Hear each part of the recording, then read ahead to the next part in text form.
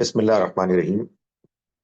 مجھے آپ کے سامنے جو اس وقت بات پیش کرنی ہے وہ یہ ہے کہ ہم مسلمان جہاں کہیں بھی رہتے ہیں، ہمارا اب اللہ کے ساتھ تعلق، اللہ کے دین کے ساتھ تعلق، اللہ کے پیغمبر صلی اللہ علیہ وسلم پر ایمان، اور پھر ایمان کے بعد جو ایمان کے تقاضے ہیں ان کو جاننے کے لیے ایک ہی ذریعہ ہے، اصل ذریعہ، اور وہ ہے قرآن مجید، اللہ کی کتاب۔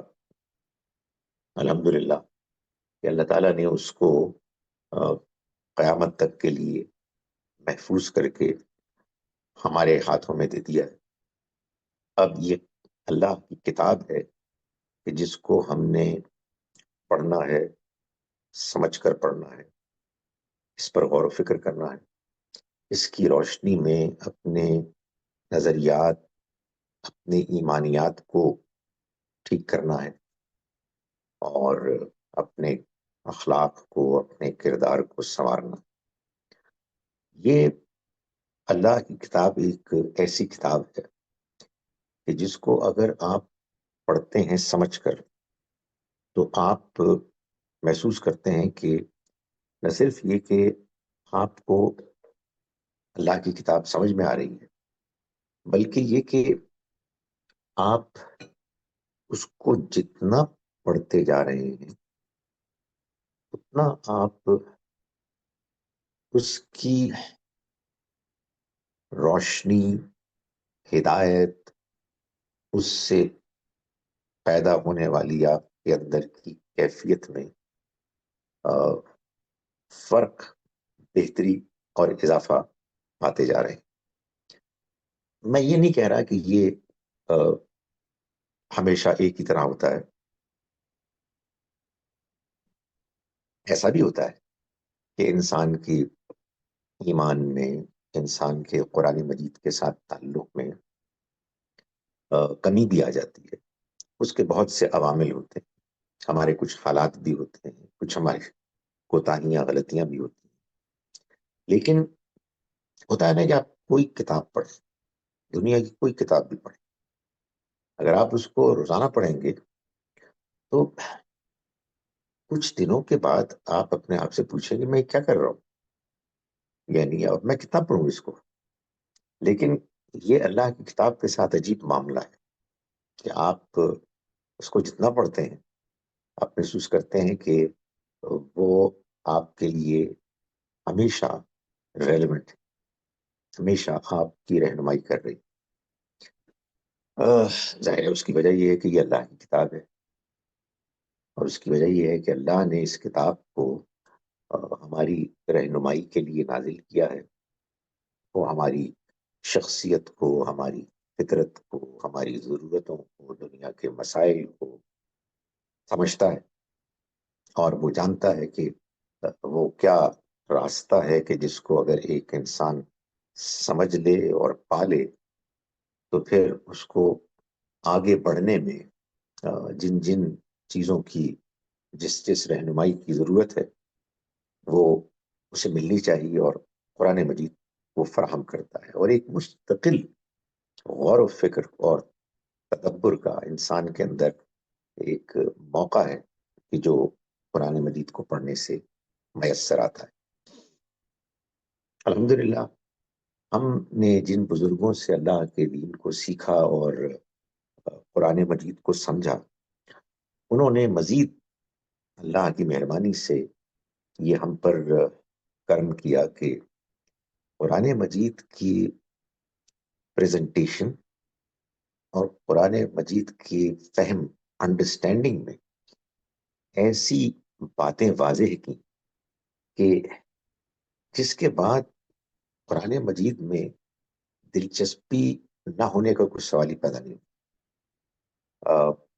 ہمارے یہاں بہت سے لوگ قرآن مجید میں دلچسپی لیتے ہیں محض اس وجہ سے، میں سب کی بات نہیں کر رہا لیکن بہت سے لوگوں کی میں بات کر رہا ہوں، جو نہ قرآن کو سمجھتے ہیں اور نہ سمجھنا چاہتے ہیں.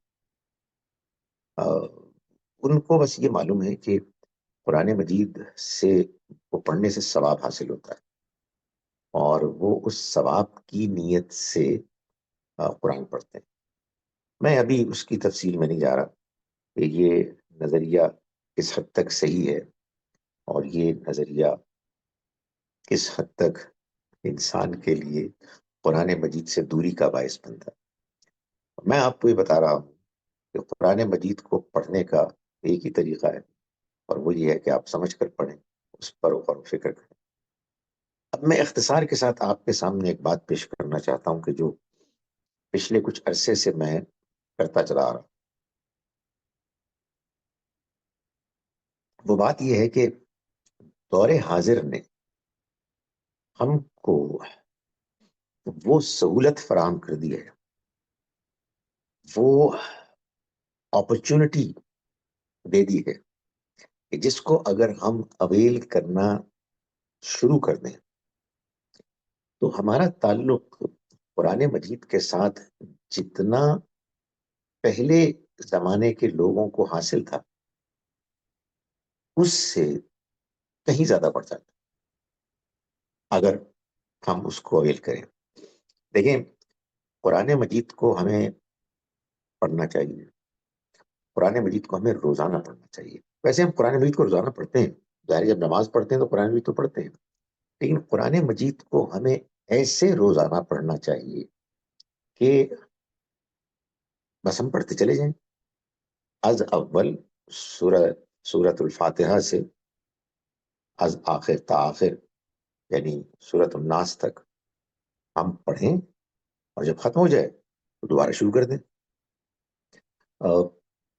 یہ کام مشکل ہے. ایک زمانہ تھا کہ جب لوگ فجر کی نماز کے بعد قرآن مجید کی تلاوت کرتے تھے. مجھے یقین ہے کہ میں سے بعض تو ایسے ہوں گے لازماً کہ جو تلاوت، اس کے ترجمہ، اس کے تدبر، اس کے اوپر غور و فکر کے ساتھ کرتے ہوں گے. لیکن بہت سے لوگ تلاوت کرتے تھے، اور ہمارے یہاں بڑے بزرگ جو ہیں جو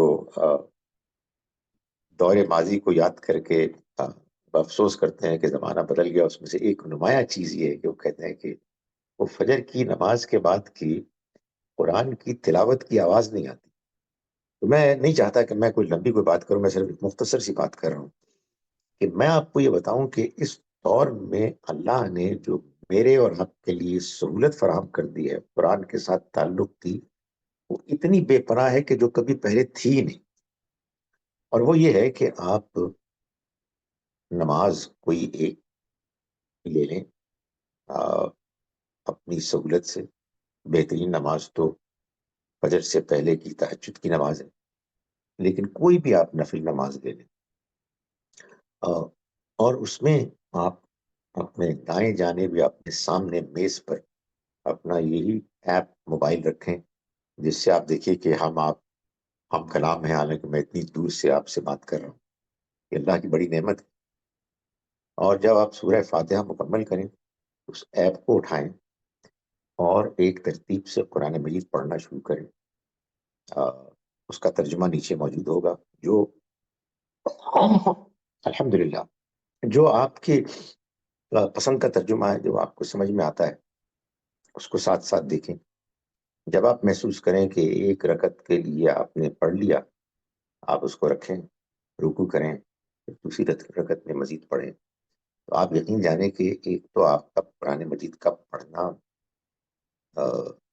مسلسل ہوگا، آپ سمجھ بھی رہے ہوں گے، ترجمے کو دیکھ رہے ہوں گے، اور آپ پھر قرآن کو از اول تا آخر مکمل کریں گے، پھر دوبارہ شروع کریں گے. اور کیا زندگی میں انسان کو ایک ایسٹ، ایک نعمت میسر آئے گی کہ جو اللہ کرے کہ ہماری زندگی کے آخری دن تک جاری رہے. تو اللہ تعالیٰ ہم سب کو قرآن مجید کو پڑھنے، بار بار پڑھنے، اس کو سمجھنے اور اس پر غور و فکر کرنے کی توفیق عطا فرمائے. اس کے بعد ہمارے دینی پریزنٹیشن کرنے والے لوگ ہیں، وہ کہتے ہیں اقول قولی ھذا، میں نے یہ بات کر دی، واستغفر اللہ لی ولکم، اور میں اللہ سے معافی مانگتا ہوں اپنے لیے بھی اور آپ کے لیے بھی. وللسائر المسلمین والمسلمات، اور تمام مسلمان مردوں اور عورتوں کے۔ اب آپ ہینڈ ریز کر کے اپنے اپنے سوالات کر سکتے ہیں۔ ہینڈ ریز کا ایم شور کہ آپ کے پاس کوئی فیسلٹی آپ دیکھ سکتے ہیں موجود ہے۔ جی جناب آزاد صاحب، آپ نے سب سے پہلے ہینڈ ریز کیا، تو آپ پوچھیے۔ آپ ان میوٹ کریں اپنے آپ کو، ابھی میوٹڈ ہیں آپ، ان میوٹ کریں گے تو آپ کی مجھے آواز آئے گی۔ ان میوٹ کرنے کی کوئی فیسلٹی ہوگی اس کو۔ جی اب جی، السلام علیکم سر۔ وعلیکم السلام۔ جی محترم، امید کرتے ہیں آپ خیریت سے ہوں گے۔ ہماری دعائیں آپ کے ساتھ ہیں، اللہ پاک آپ کو صحت والی زندگی دے۔ آمین۔ اچھا، میرا سوال تھوڑا اس سے متعلق ہے، توبہ سے متعلق ہے، کہ جو ہمارے ہاں ہوتا ہے کہ سمجھ بوجھ کے جو بندہ کوئی گناہ کرتا ہے، اس کے باوجود وہ تھوڑے عرصے بعد توبہ کر لیتا ہے، سوچے 10 سال بعد، 15 سال بعد، پھر اس سے کوئی گناہ ایسے ہوتے ہیں جو جان بوجھ کے کبیرہ بھی ہوں شرک کے علاوہ، تو کیا ان کی معافی ہے؟ شرک کی بھی معافی ہے، شرک کو آپ نے الگ کیوں کر لیا؟ ہر گناہ کی معافی توبہ کی شرط کے ساتھ اللہ تعالیٰ نے وعدہ کیا ہے کہ وہ معاف کرے گا۔ ہمارے یہاں لوگوں کو اصل میں بعض آیات کو پڑھنے میں جو بات سمجھ میں آتی ہے اس سے غلط فہمی ہوتی ہے۔ میں آپ سے گزارش کروں کہ جس شخص کو توبہ کرنے کی توفیق ہو گئی، حاصل ہو گئی، اس کی توبہ انشاءاللہ اللہ تعالیٰ قبول فرمائے گا۔ وہ توبہ کی توفیق کیا ہے؟ وہ توبہ کی توفیق ہے اپنے اندر اپنے گناہ پر پشیمانی اور شرمندگی، اور اس کے بعد اس کی اصلاح اور اس گناہ سے اپنے آپ کو دور کرنے کا جذبہ، اور اللہ کے سامنے اس کا اظہار، یہ توبہ ہے۔ آپ اللہ کی طرف پلٹ رہے ہیں، تو وہ شرک ہی کیوں نہ ہو، سب چیزیں معاف ہو جاتی ہیں۔ سورہ الفرقان کے آخر میں اللہ تعالیٰ نے 3 سب سے بڑے گناہ بیان کیے ہیں، شرک، قتل اور زنا، اور فرمایا کہ ان کی سزا جہنم ہے جس میں انسان ہمیشہ رہے۔ لیکن الا من تاب و آمن و عامل عملا صالحا، سوائے اس کے کہ جس نے توبہ کی اور ایمان لایا۔ ایمان لایا اس لیے بیان کیا گیا کہ انسان جب بڑا گناہ کرتا ہے تو ایمان سے محروم ہو جاتا ہے، جب وہ توبہ کرتا ہے تو اس کا ایمان لوٹتا ہے اور پھر وہ نیک عمل کرتا ہے۔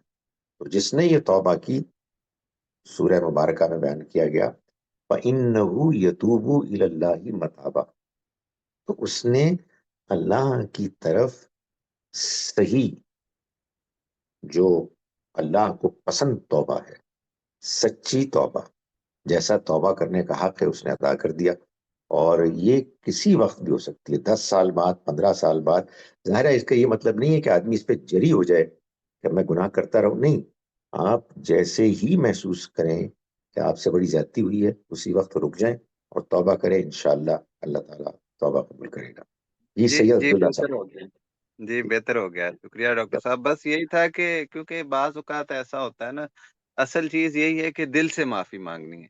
جی میں آپ سے گزارش کروں کہ یہ جو ہے نا سوال جواب میں یوں کرتے ہیں کہ وہ جو ترتیب ہے نا، اب آپ کے جی ذہن میں کچھ اور ہوگا، آپ پھر دوبارہ جی پوچھیے گا، دوبارہ ہینڈ ریز کیجیے گا۔ اب آپ اپنے جی آپ کو جی انمیوٹ کرتے ہیں، اور سید جی عبداللہ صاحب اب اپنے آپ کو میوٹ کر دیں، سید عبداللہ صاحب انمیوٹ کریں۔ جی شکریہ۔ السلام علیکم وعلیکم السلام۔ سر، میرا سوال اس دنیا میں موجود سفرنگ کے بارے میں ہے کہ ہم دیکھتے ہیں کہ بہت زیادہ سفرنگ ہے، اور ہمیں اس کا مقصد اور اس کی حکمت بھی سمجھ میں آتی ہے کہ وہ امتحان کے لیے ہے، لیکن بعض لوگوں کی زندگی میں یہ سفرنگ اتنی زیادہ بڑھ جاتی ہے، وہ ذہنی مسائل کی صورت میں ہو سکتی ہے، کہ وہ امتحان دینے کی صلاحیت سے ہی محروم ہو جاتے ہیں۔ تو ایسا کیوں ہوتا ہے کہ اگر سفرنگ کا مقصد امتحان تھا تو وہ اتنی کیوں اللہ تعالیٰ بڑھا دیتے ہیں؟ اور دوسرا پھر اگر کسی شخص کی زندگی ایسی ہے تو پھر اکاؤنٹیبلٹی پر اس کا کیا اثر پڑے گا، آخرت کی اکاؤنٹیبلٹی پہ لحاظ؟ پہلے دوسری بات کو لے لیجیے۔ دیکھیں، میں اور آپ دنیا میں جو کچھ ہو رہا ہے انسانوں کے ساتھ جو کچھ ہو رہا ہے اس کے ظاہر کو جانتے ہیں. ایک شخص ہے، اس کے اوپر مشکلات آ رہی ہیں، پریشانیاں آ رہی ہیں، اس کے بس سے باہر ہے، وہ نفسیاتی مریض بن گیا ہے، بالکل مایوس ہو گیا ہے. یہ جو مجھ کو اور آپ کو نظر آ رہا ہے، یہ ہم سے کہیں زیادہ اللہ کو نظر آ رہا ہے. اللہ تعالیٰ نے اس شخص کو بنایا، اس کو پیدا کیا، اس کی صلاحیتیں جو بھی تھیں اس کو دیں، اس کے حالات دیے. اب ان حالات میں وہ شخص جتنا اس سے کم توقع ہے اتنا اگر کر دے گا تو اللہ تعالیٰ اس کو کامیاب قرار دے گا. اگر اس سے کم کرے گا تو جتنا اس نے کچھ غلط کام کیے ان کی صفائی کر کے اس کو کامیاب قرار دے دے گا. پکڑے گا اس کو کہ جو اللہ تعالیٰ کے خلاف سرکشی کرے گا، یعنی باغی ہو جائے گا. سو وہ ہے کہ جو ایک ناقابل معافی چیز ہے. اب آپ یہ پوچھ رہے ہیں کہ ایسا کیوں ہوتا ہے؟ آخر اللہ تعالیٰ نے اس کو ایسا آزمائش میں ڈالا ہی کیوں؟ ظاہر ہے کہ ہم اندازہ ہی کر سکتے ہیں، لیکن محسوس ایسا ہوتا ہے کہ اللہ تعالیٰ اس کو بھی اس مخصوص امتحان میں ڈال کر وہ موقع فراہم کر رہے ہیں جو اس کے لیے بہترین موقع ہے. دنیا میں نہیں، دنیا کے لیے نہیں، آخرت کے پہلو سے. یعنی آخرت کو تو اللہ تعالیٰ ہی جانتا ہے نا. وہ مجھے جانتا ہے، میری شخصیت کو جانتا ہے، میری کمزوریوں کو جانتا ہے، کچھ اگر میرے اندر خوبیاں ہیں ان کو جانتا ہے. سب انسانوں کے بارے میں اس کا علم مکمل ہے. تو وہ جانتا ہے کہ کسی فرد کے لیے وہ کون سا امتحان ہوگا کہ جس میں اس سے جو اللہ کی کم سے کم توقع ہے وہ اس کو پوری کر سکتا ہے. اللہ حکیم ہے، اللہ مہربان ہے، اللہ رحیم ہے. تو وہ اور ہر چیز سے واقف ہے. تو وہ ہر فرد کے بارے میں وہ فیصلہ کرتا ہے. آپ دنیا کو اور دنیا کے نتائج کو چھوڑ دیں، آخرت کے پہلو سے کس کے لیے کون سی آزمائش ایسی ہے کہ جس میں اس کے لیے سب سے بہترین موقع ہے کہ وہ آخرت میں کامیاب ہو جائے گا، یا اگر کچھ کمی ہوگی تو نقصان بہت تھوڑا ہوگا. تو ایک تو یہ پہلو ہے. دوسرا پہلو یہ ہے کہ ظاہر ہے کہ اس میں یہ تو ہے ہی کہ دوسرے کی سفرنگ دوسرے انسانوں کے لیے بھی آزمائش بن جاتی ہے. وہ اس کی کتنی مدد کرتے ہیں، کتنی اس کے ساتھ ہمدردی کرتے ہیں، اور پھر کتنا اس سے یہ سبق حاصل کرتے ہیں کہ ہم کو جو کچھ میسر ہے ہمیں اس پر شکر ادا کرنا ہے. سو میں آخر میں اس سوال کے جواب میں یہ کہوں گا کہ دیکھیے، دنیا کی زندگی اس میں تو کوئی شبہ ہی نہیں، کوئی انکار ہی نہیں کر سکتا کہ ایک معمہ ہے. کس نے پیدا کیا، کیوں پیدا کیا، اس کا مقصد کیا ہے؟ اس معمے کو حل کرنے کا جو بہترین پیغام ہے وہ اللہ کا پیغام ہے، جس کو مان کر ہم دھیرے دھیرے اس زندگی کے پزل کو حل کرتے ہیں. اور اس میں ایسے ایسے پیچیدہ سوالات بھی ہو جاتے ہیں جیسے کہ آپ نے پوچھا، لیکن الحمدللہ اگر انسان غور کرے تو بات پوری طور پر سمجھ میں آنے لگتی ہے. جہاں سوال پیدا ہوتا ہے وہاں مزید غور کرتے ہیں، جیسا کہ میں نے پہلے گزارش کی، ہم قرآن مجید پر غور کرتے ہیں. اور یوں امید ہے کہ آہستہ آہستہ ہم گمراہی کے، کنفیوژنز کے اندھیروں سے نکل کر ہدایت کی، اللہ کے پلان کی روشنی میں آتے ہیں. غوثیہ صاحبہ. السلام علیکم سر. وعلیکم السلام. بہت شکریہ سر، آپ نے یہ موقع دیا ہے. پہلی بار میں آپ سے بات کر رہی ہوں.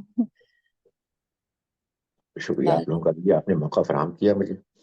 جی سر، میرے ساتھ ایک مسئلہ یہ ہو جاتا ہے کہ الحمدللہ اللہ تعالیٰ سے جڑے ہوئے 5-6 سال ہو گئے، ان سے تعلق بنایا ہے، پہچانا ہے انہیں.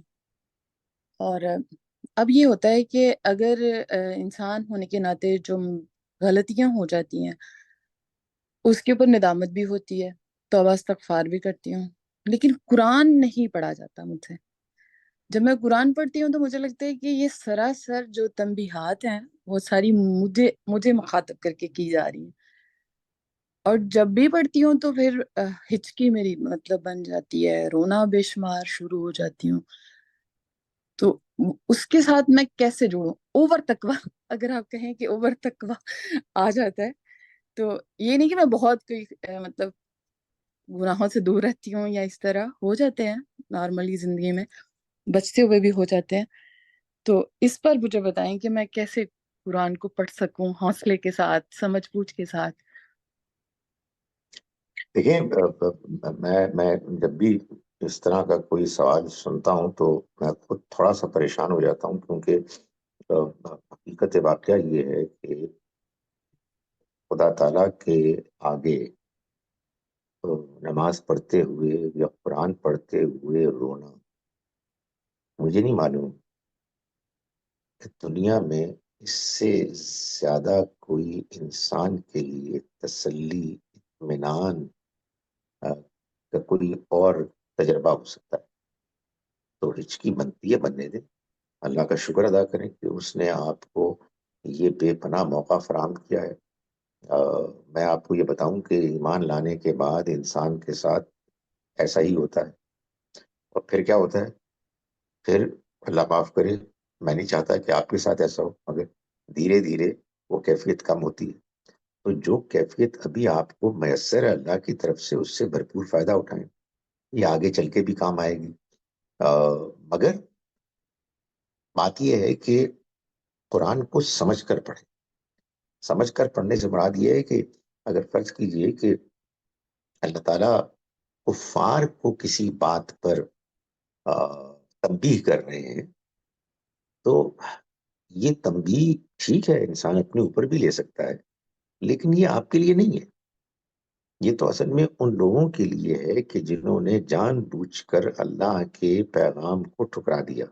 اس میں تو ہم اللہ سے توفیق مانگیں کہ کاش اے خدایا مجھے توفیق دے کہ میں کبھی ایسا نہ کروں.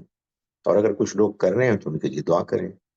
تو بات یہ ہے کہ ایک اور جو چیز اپنے ذہن میں رکھنی چاہیے وہ یہ ہے کہ یہ جو شیطان ہے نا، یہ ہر انسان کو ورگلاتا ہے اس کی اپنی شخصیت کے لحاظ سے، اس کے اپنے حالات کے لحاظ سے. وہ جو آپ نے کہا نا کہ وہ جو اوور تقوی ہے، یہ اصل میں یہ بھی شیطان کا ایک وار ہوتا ہے کہ بھائی اب ان کو فی الحال کوئی روپے، پیسے، بےہودگی، بے شرم، بے حیائی سے تو نہیں میں برگلا سکتا، شرک سے نہیں برگلا سکتا. چلو ان کے اندر جو دینداری ہے اس میں ایسا میں ٹیکا لگاتا ہوں کہ جس کے بعد معلوم ہو کہ قرآن ہی نہیں پڑھ رہے. تو ہم کو قرآن مجید ہر حال میں پڑھنا ہے، اس کو سمجھ کر پڑھنا ہے. وہی تو ہم کو اللہ کی کتاب بتائے گی کہ ہم ٹھیک جا بھی رہے ہیں کہ نہیں جا رہے. ورنہ تو حقیقت یہ ہے کہ رونا دھونا تو بہت ہو سکتا ہے.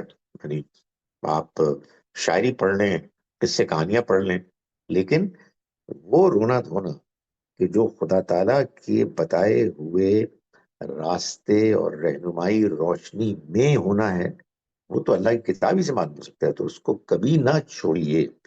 اور اگر ہچکی بنتی ہے تو بندنے دیں، اس لیے کہ اس سے زیادہ بہتر اور کیا چیز ہو سکتی ہے کہ ہم خدا کے کلام کو صحیح طرح سے سمجھتے ہوئے اپنے اندر یہ کیفیت پا رہے ہیں.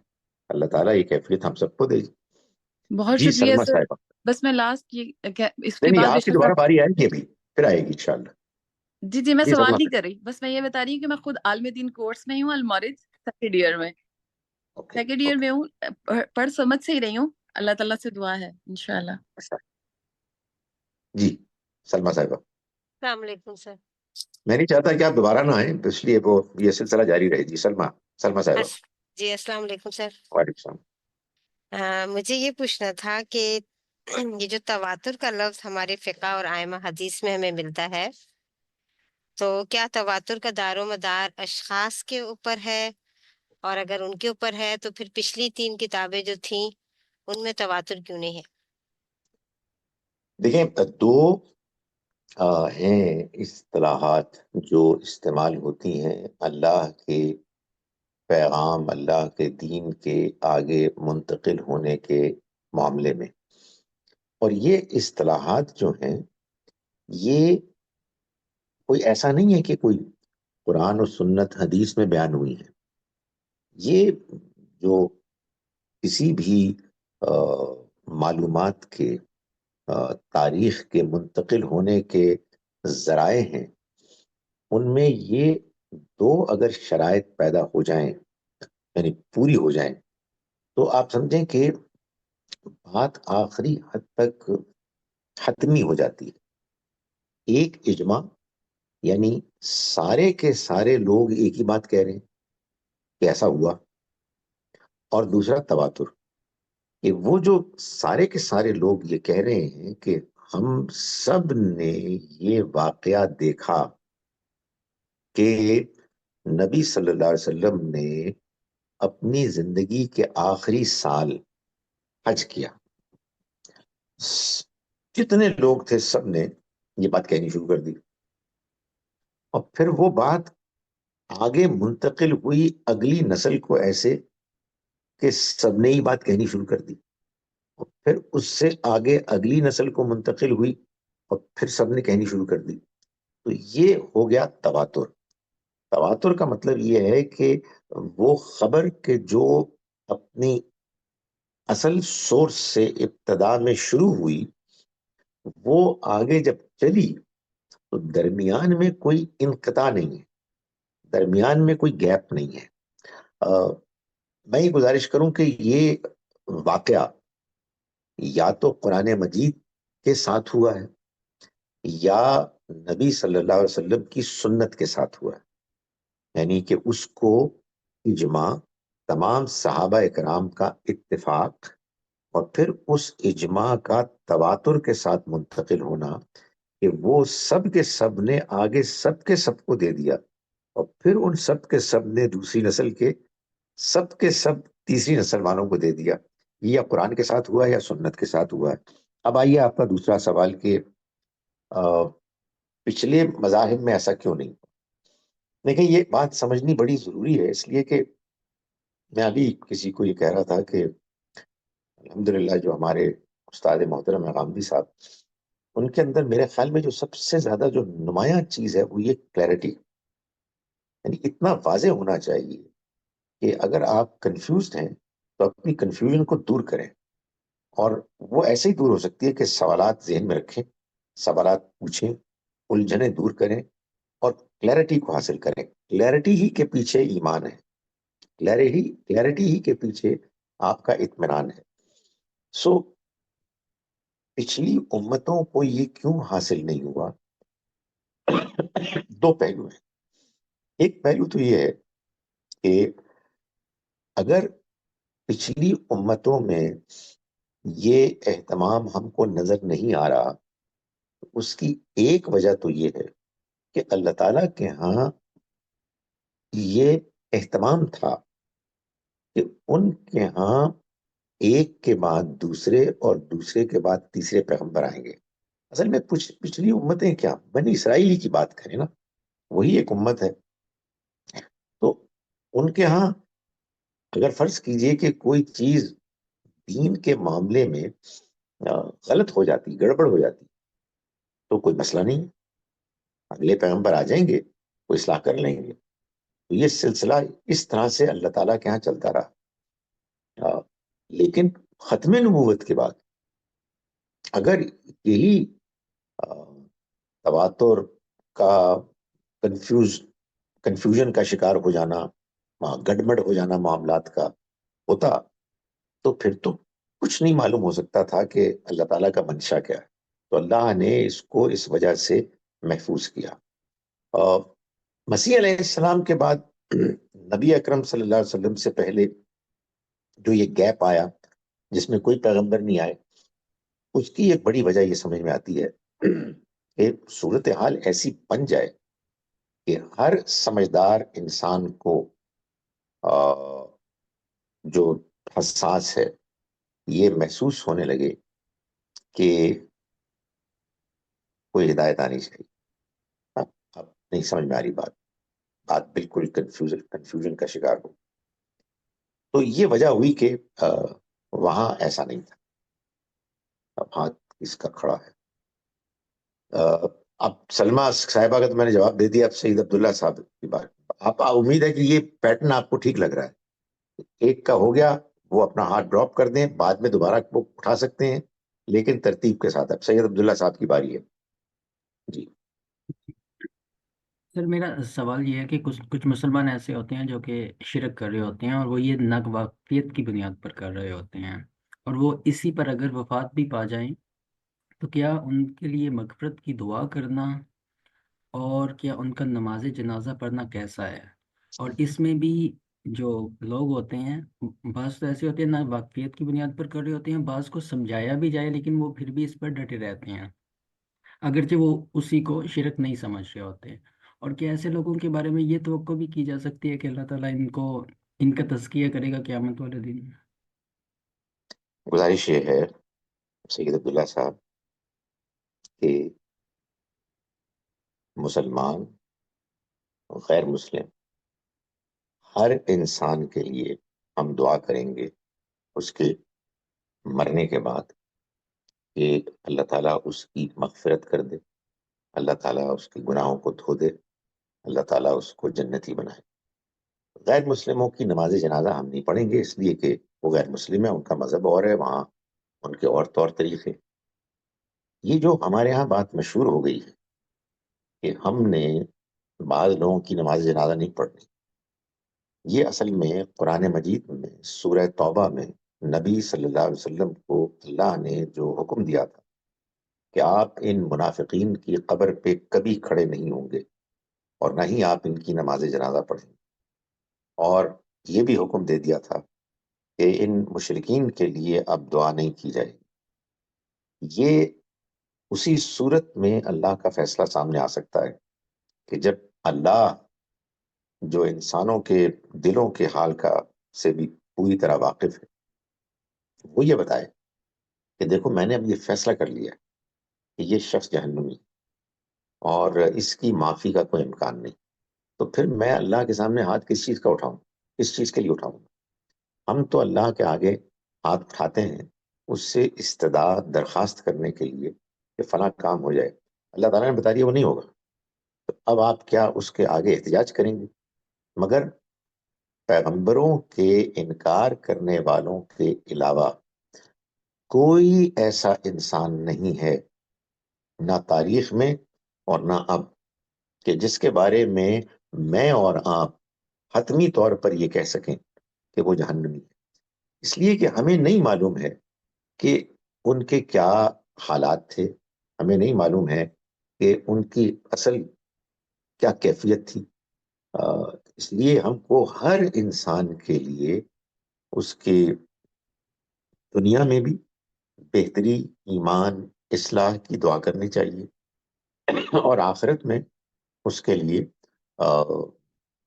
مغفرت کی دعا کرنی چاہیے. میں یہ نہیں کہہ رہا کہ سب کریں, مگر جس کے دل میں یہ جذبہ پیدا ہو رہا ہے ہم اس کو نہیں روک سکتے. اس لیے کہ اصل میں جو دعا نہ کرنے کا معاملہ ہے یہ تو صرف ان لوگوں کے ساتھ ہے کہ جن کو یہ معلوم تھا کہ حق کیا ہے, انہوں نے اس کے باوجود اس کو سرکشی کے ساتھ اس کا انکار کیا, اور پھر انکار کرنے کے بعد ان کو جو اللہ نے مواقع فراہم کیے انہوں نے سارے موقع ٹھکرا دیے, جس کے بعد اللہ نے یہ فیصلہ کر لیا کہ اب یہ جہنمی ہیں اور ان کی مغفرت نہیں ہوگی. اور یہ فیصلہ اس نے سنا دیا اپنی وحی کے ذریعے سے اپنے پیغمبر کو.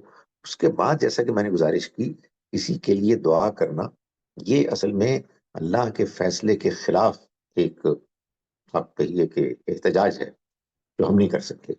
لیکن قرآن مجید کے نزول کے بعد, ختم نبوت کے بعد, وحی کا راستہ, وحی کا دروازہ بند ہونے کے بعد اب اس بات کو طے کرنے کا کوئی طریقہ نہیں ہے کہ کس شخص کا کیا انجام ہوگا.